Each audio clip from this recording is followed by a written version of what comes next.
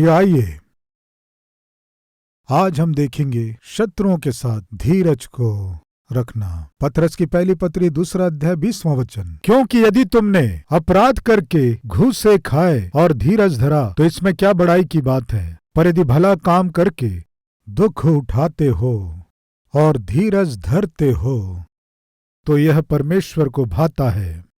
लिखा है तुम अपराध किए इसीलिए दुख उठा रहे हो। उसके बाद धीरज धरने से कौन सी बड़ी बात है। मान लीजिए आप चोरी किए, तब आपको पड़ोस के लोग, आसपास के लोग, इधर उधर के लोग बहुत डांटे, बहुत सी बातें सुनाए, तब आप क्या करेंगे? मुंह बंद करके सहेंगे, क्योंकि आपने जो किया है वो गलत है। लेकिन असली सहनशीलता क्या है जानते हैं? आप अपराध करके जब सबसे घूसे खाते हैं और चुप रहते हैं तो ये धीरज नहीं है। पर यदि आपके भला करने पर भी यदि कोई आपकी निंदा कर रहा है, आपकी हानि पहुंचा रहा है, तब यदि धीरज धरते हैं तो ये है सहनशीलता। यानी आप भला करके दुख उठा रहे हैं तो और सह रहे हैं तो ये है धीरज। उदाहरण आइए देखें शमूएल की पहली पुस्तक 20वां अध्याय। शुरू के कुछ वचनों को पढ़ेंगे। दाऊद योनातान से कहते हुए दुखी हो रहा था। क्या है वो? फिर दाऊद रामा के नबायोत से भागा और योनातान के पास जाकर कहने लगा, मैंने क्या पाप किया है? मुझसे क्या पाप हुआ? मैंने तेरे पिता की दृष्टि में ऐसा कौन सा अपराध किया है कि वह मेरे प्राण की खोज में रहता है?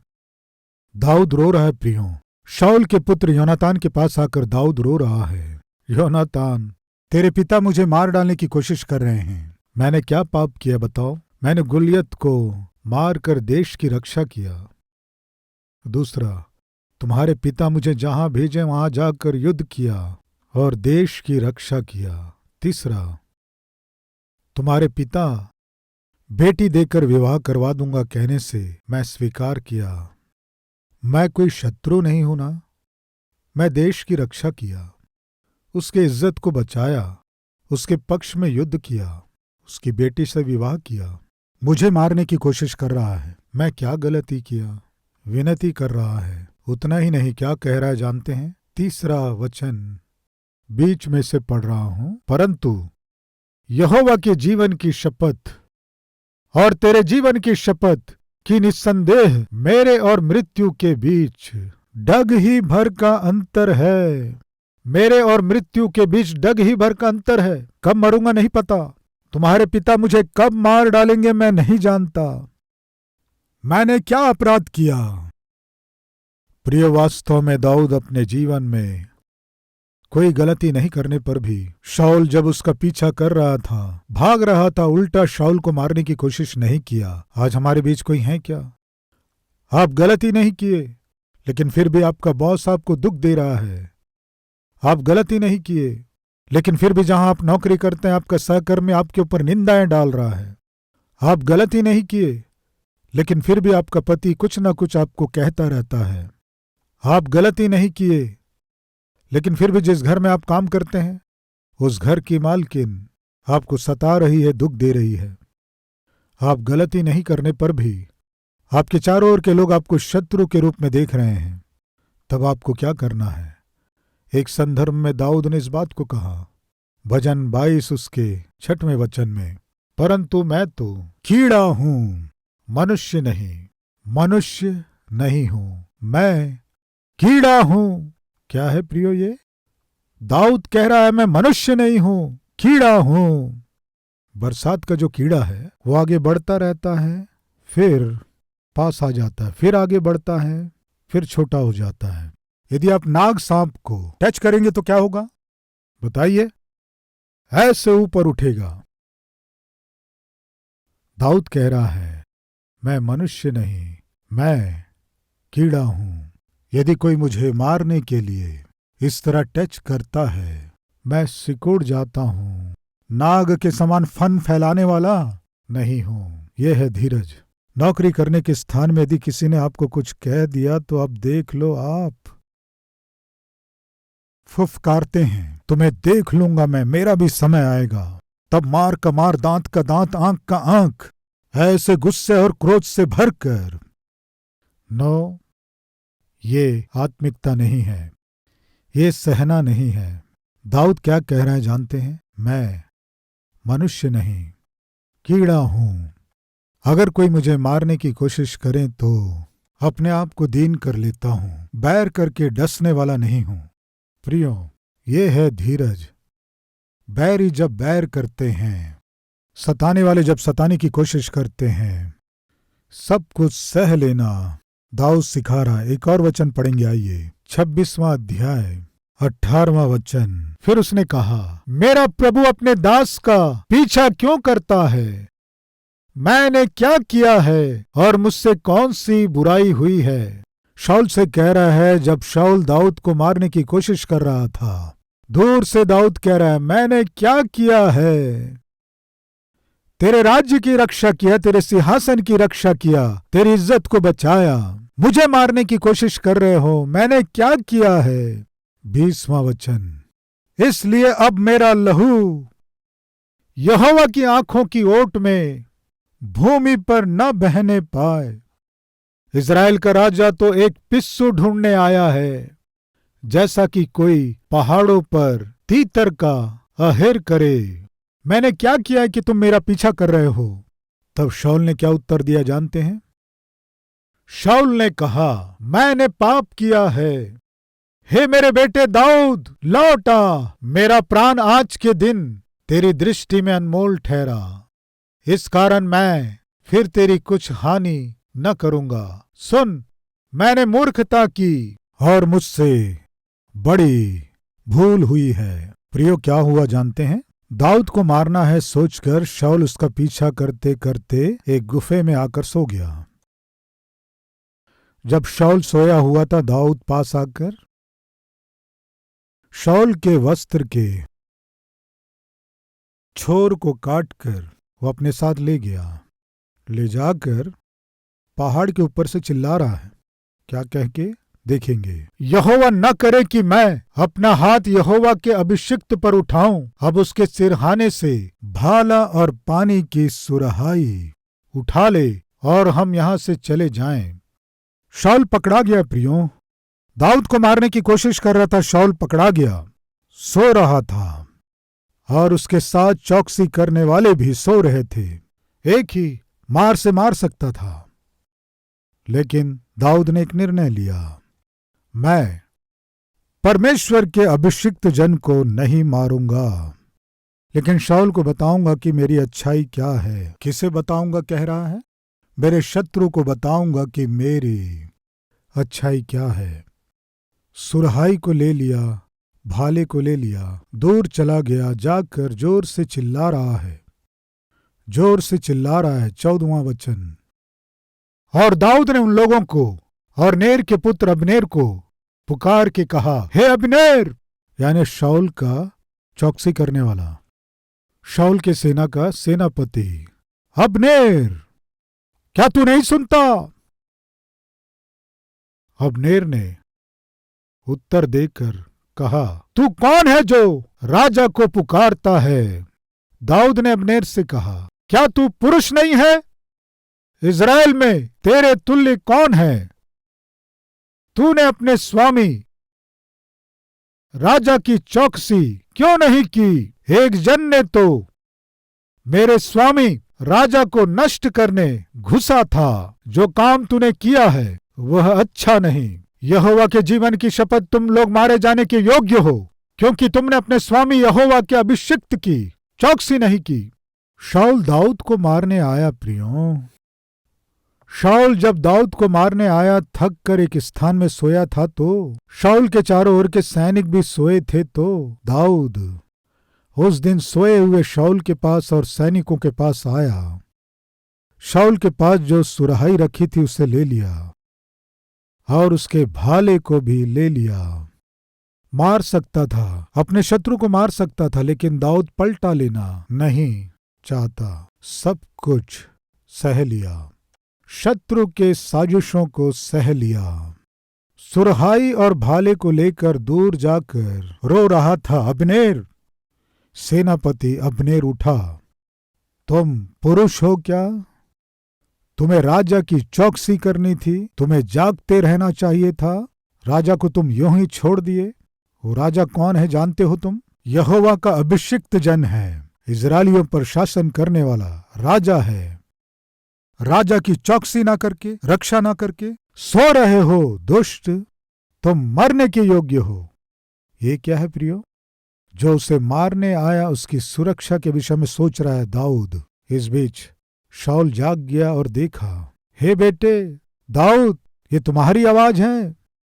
तब कह रहा है, राजा तुम क्यों मुझे मारना चाहते हो? मैं तीतर के समान हूं। मुझे क्यों मारना चाहते हो? मैं क्या गलती किया? प्रियो ध्यान दीजिए, जब शत्रु पीछा कर रहा था दाऊद क्या किया जानते हैं? सह लिया, मार के बदले मारा नहीं। प्रियो आज हमारे जीवन में हमारे शत्रु होंगे, शत्रुता करने वाले होंगे, आपके जीवन में बुरा करने वाले होंगे, ठट्टा करने वाले होंगे। ऐसे लोग आपके जीवन में होने से उनसे शत्रुता करने की कोशिश मत करना। तो क्या करना है? सहना है। बदला लेना तुम्हारा काम नहीं है, बदला लेना यहोवा का काम है। परमेश्वर ने कहा। एक दिन एक व्यक्ति मेरे पास आया। प्रिय वो एक पास्टर था। आकर बोला, मेरी बेटी की शादी है, मेरे पास 1 रुपए नहीं है, क्या करना है समझ में नहीं आ रहा है, क्या आप मेरी मदद करेंगे?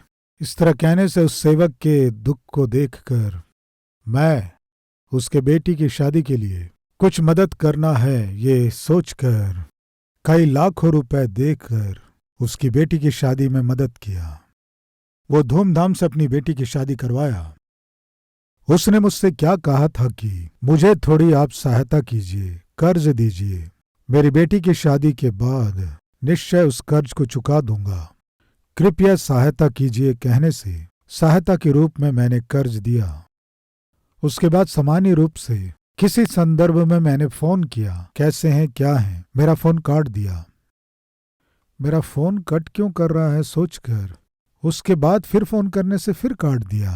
वो क्यों कट कर रहा है जानते हैं? पैसे वापस लौटाना है ना। मैं वो पैसे मांगूंगा इसलिए फोन काट रहा है। उसके बाद फोन स्विच ऑफ कर दिया।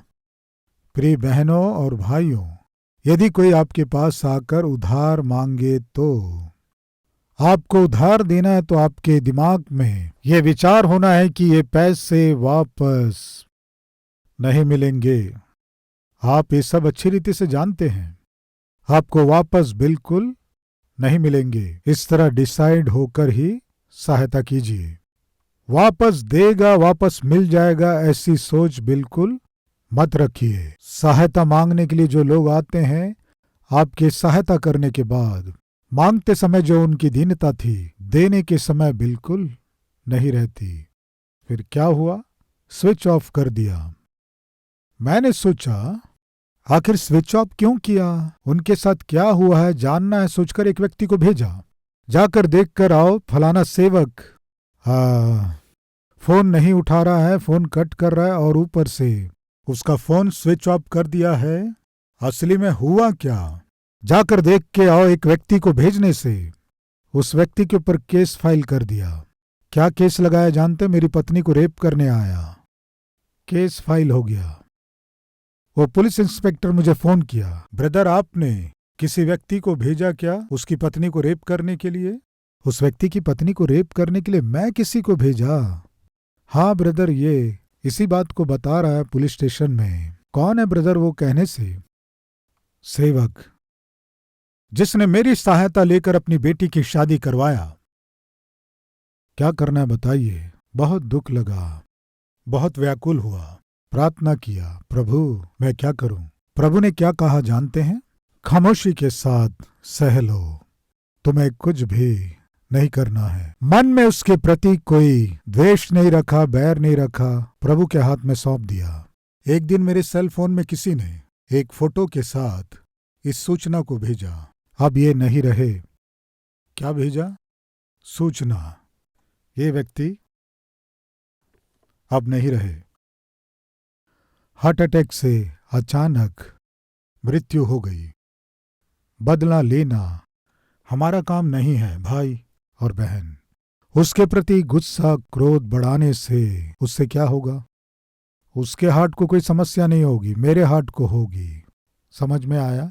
क्रोध, गुस्से और आवेश के द्वारा हमारा बीपी बढ़ेगा, हमें हार्ट अटैक आ जाएगा। आपसे बैर करने वाले कोई हैं क्या?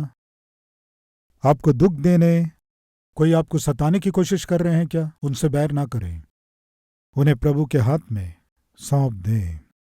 निश्चय परमेश्वर समाधान देगा। अंत में प्रभु के साथ हम धीरज धरें, शत्रुओं के साथ धीरज धरें, हर एक जन के साथ धीरज के साथ हम रहें, हर एक जन के साथ। इफिसियों की पत्री 4 अध्याय 1 वचन से। इसलिए मैं जो प्रभु में बंदी हूं तुमसे विनती करता हूं कि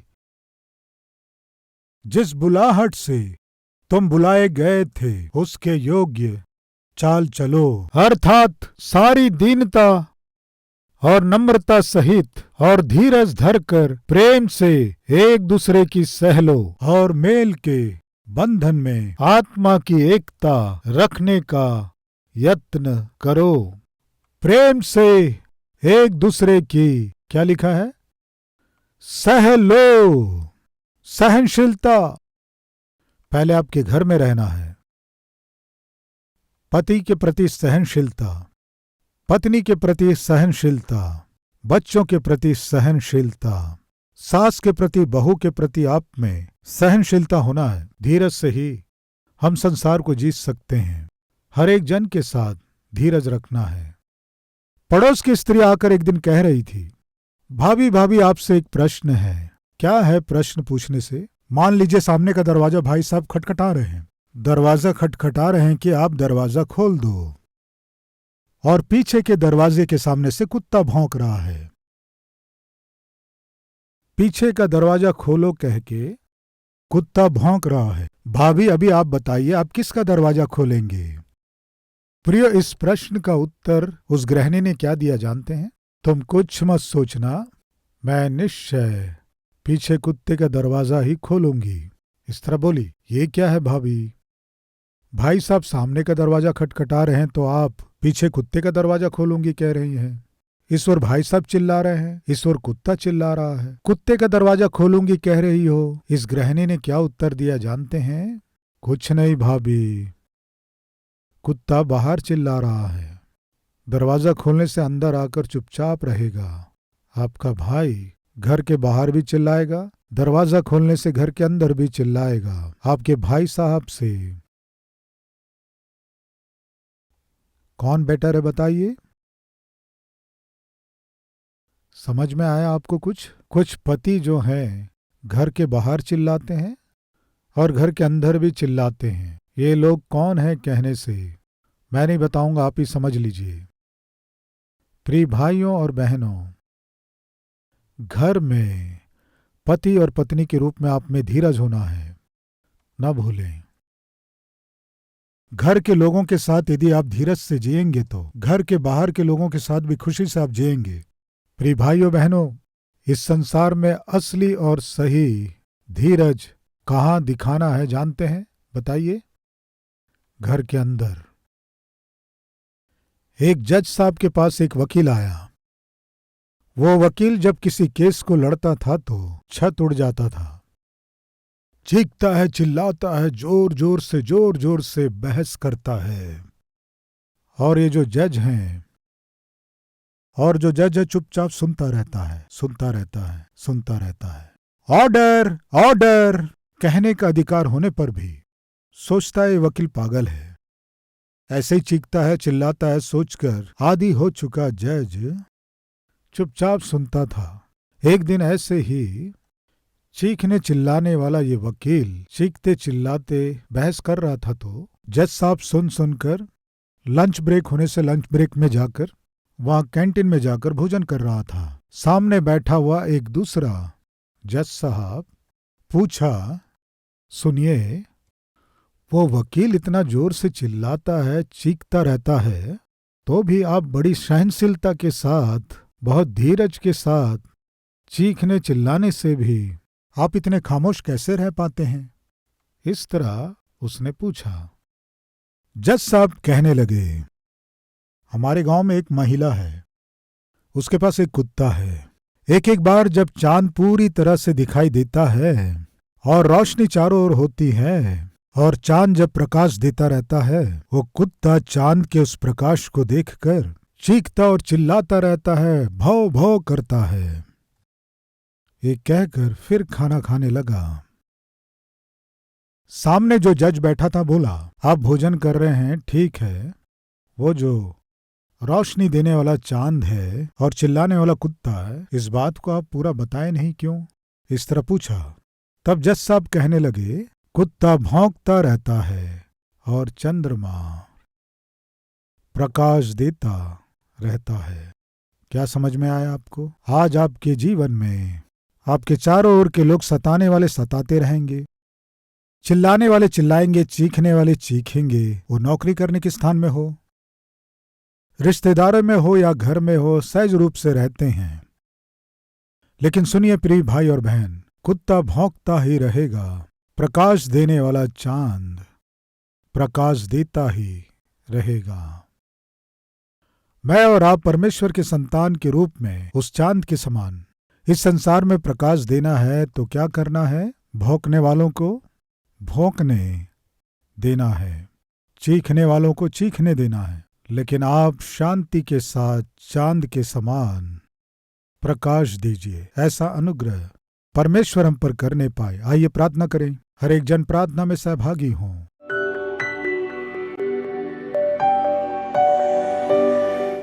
पवित्र पिता, मैं क्यों क्लेशों में से गुजर रहा हूं, मुझे समझ में नहीं आ रहा है। ऐसे कहने की स्थिति में जब अय्यूब था, वो अपने कष्टों को सह लिया, दुखों को सह लिया, बीमारी को पिता सहना ही नहीं, मेरा प्रभु मेरी जान भी ले ले, मैं परमेश्वर को नहीं छोड़ूंगा, ये कहकर तेरे उत्तर का इंतजार किया। ऐसी आत्मिकता हमें दीजिए। हमारे चारों ओर दुख पहुंचाने वाले, निंदा करने वाले, सताने वाले, विरोध करने वाले जितने भी लोग रहें, चांद के समान प्रकाशित होते हुए जीने का सौभाग्य हमें दीजिए। सहनशीलता, धीरज घर में और घर के बाहर हमें प्रदान कीजिए। यीशु के नाम से मांगते हैं पिता, आमीन। प्रिय, अब से आप अपने जीवन से प्रभु को दिखा सके, ऐसे आत्मिक व्यक्ति के रूप में आप बढ़ सकें, मन से चाहता हूं।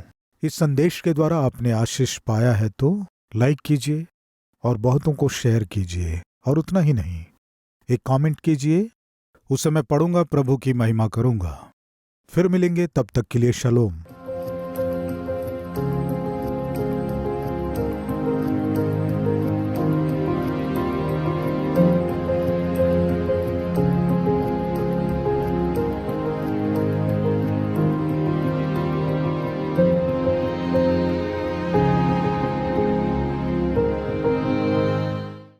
हमारा पता Calvary, post box number 30, Kukatpally, Hyderabad 72।